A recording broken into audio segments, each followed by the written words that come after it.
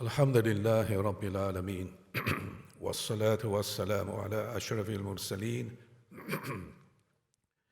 سيدنا محمد وعلى آله وأصحابه أجمعين والحمد لله رب العالمين.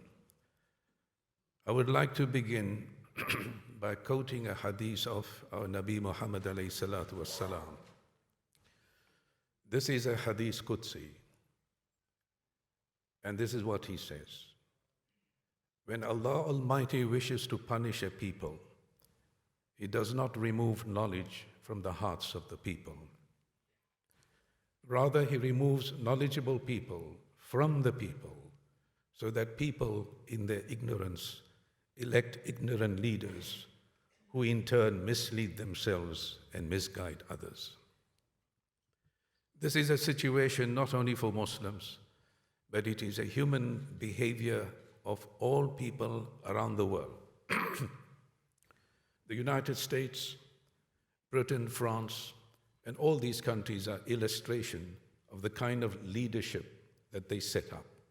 So it's not exclusive, but it is for us to remind ourselves that we get what we deserve if we abandon knowledge, transformational knowledge. If we abandon understanding of the Quran, just read parrot fashion, then we in turn will invoke this punishment from Allah Almighty. You all know Surah Fatiha. There's not a single one here that does not know it by heart. And you start by saying, Alhamdulillahi Rabbil Alameen. Lord of the worlds, galaxies, universes. No amount of grain of sand in all the deserts and all the beaches of the world will match up or count the number of planets and galaxies and universes that Allah Almighty has created. And when we meander through the Quran, its oceans and mountains and rivers, we end up in the last surah, which is Surah An-Nas. 114 chapter of the Holy Quran. And why did Allah Almighty place that in the last? Because that is the university of life. That after going through all this multiplicity of His creation, we end up seeking refuge in Him. A'udhu bi Rabbin Nas, Malikin Nas, the King of mankind, Ilahin Nas, the God of mankind. It resonates with Maliki Yawmiddin. Iyyaka na'budu wa iyyaka nasta'een. Thee alone do we worship, and Thee alone do we ask for help. Min sharril waswasil khannas.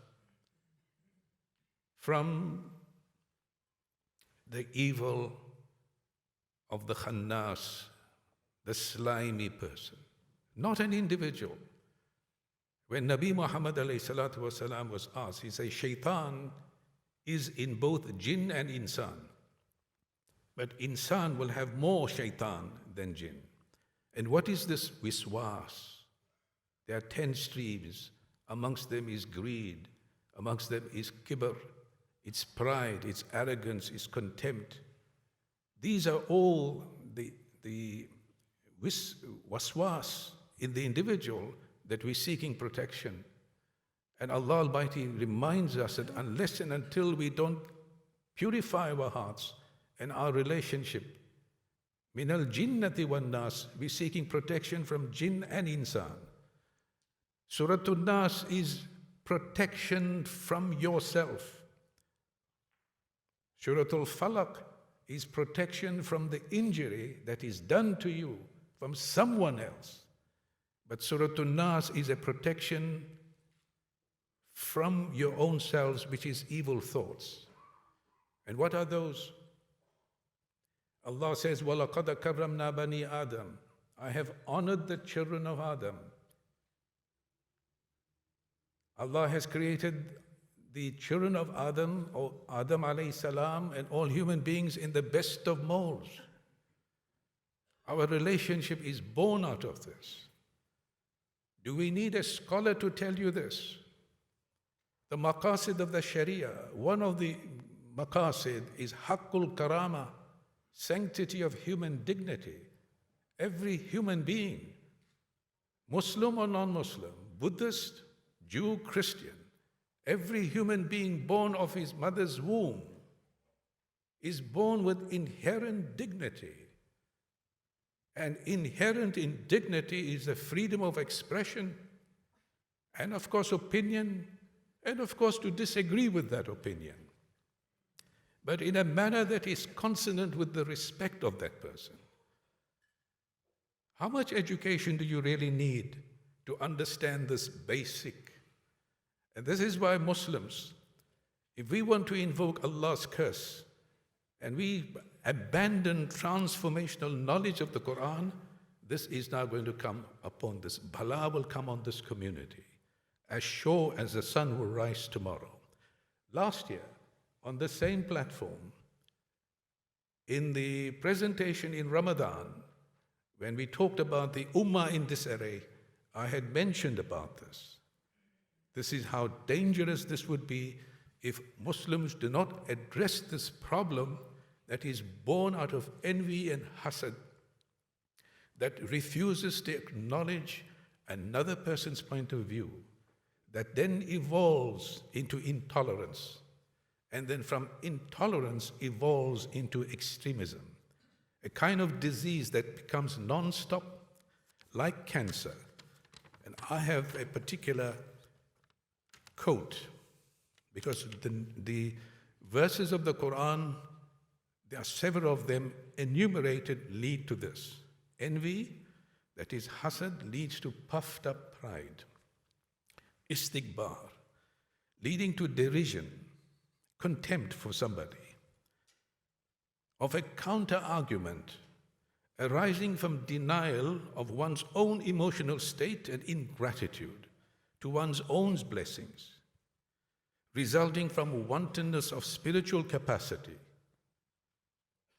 which in turn is demonstrated in ignorant impudence, expressing itself in zealotry, hamiyya, and resulting in vainglorious fakhr, leading to rudeness and cruelty. What was that result? It happened a week or two ago in Durban, in the mosque in Ottawa. 3 people walked in, attacked the musallis there. 1 died, innocent human being. And do you know, brothers and sisters, and this is the information that I can share with you, is that this bomb that was found there wasn't actually a bomb to explode. It was a chemical device or chemical substance, white chemical substance, to which was attached a cell phone.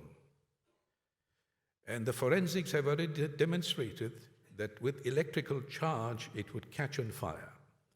It had a strap, and the theory that is being worked upon is that it was intended to strap it around the imam, and in the course of the assault, make him run out into the streets so everybody can see, and with the cell phone, switch, and this person will be set onto fire with both his arms spread this way. I ask you, brothers, is this the Islam that you want for your children? You make up your mind. I have made mine already. To deal with such instances with every legal power in our command. If we do not do anything about this, this is why the importance of this meeting is precisely that extremism is shaitani. It is against the maqasid of the Sharia. It has destroyed many communities around the world, and it will destroy our community in South Africa and put to waste the legacy of 300 years. So take it very seriously. The Cape Accord has arisen even before this incident. Last year, But the accord is to confirm and endorse the Amman message. The Amman message is in Jordan, which other speakers will illustrate more, and I'm going to curtail my talk now, is where all scholars from around the world have come to define one point. Who is a Muslim? And they have identified that all the madhabs, from the Sunni world and the Shia world, all those within those two madhabs are part of Islam. And that is the endorsement that we Muslims of South Africa, that constitute a microcosm of the macrocosm. We have jamaats and societies of different languages and cultures, weddings and functions, some of different cultures and some slightly different, but we've been living together. So we should then go back to the roots of respect and tolerance, obey the commands of Allah Almighty, and when we say, قُلْ أَعُوذُ بِرَبِّ النَّاسِ مَلِكِ النَّاسِ إِلَهِ النَّاسِ, mean it. Don't give lip service to it. Mean it. And Allah will open doors for you. Because once you observe the real purpose of Surah An-Nas, Surah Al-Fatiha opens up, and there'll be openings out of openings for you, for your community, for your family, for their children, for the whole society. Let's do it. Muslims, you have no other option. Allah is giving you a test, as sure as the sun will rise tomorrow. And if any one of us want to shirk this responsibility, we will pay for this. إِنَّا نَحْنُ نُحْيِي الْمَوْتَى وَنَكْتُبُ مَا قَدَّمُوا وَآثَارَهُمْ وَكُلَّ شَيْءٍ أَحْصَيْنَاهُ فِي إِمَامٍ مُبِينٍ. Allah Almighty says, I give life to the dead, and I take into account what you send ahead, and I take into account what you leave, the footprints you leave behind. Let us leave a beautiful footprints for our children. I'm appealing to you as a grandfather, all of you are sitting here, work and put our hands together, extend our hearts, so that we can, in this month of Ramadan, we can say we have really observed our responsibility, and this is our footprint, a very solid, united community for justice, for fairness, for respect, and for human dignity. Remember, brothers, it is a creational law of the Almighty that we get what we deserve, not what we desire. وَمَنْ يَكْسِبَ إِثْمًا فَإِنَّمَا يَكْسِبُهُ عَلَى نَفْسِهِ. The good that you do benefits you, the harm that you do injures you. From this, there is no escape. May Allah Almighty accept your fast and your salah, and may He make this occasion not only that it is historic, but make it a successful one. And may I, as a person from Durban, extend my congratulations to you, the Muslim community of Cape Town, that you, like before, are setting the road for reconstruction and the unity of the Muslim community. Shukran. Wassalamu alaikum wa rahmatullahi wa barakatuh.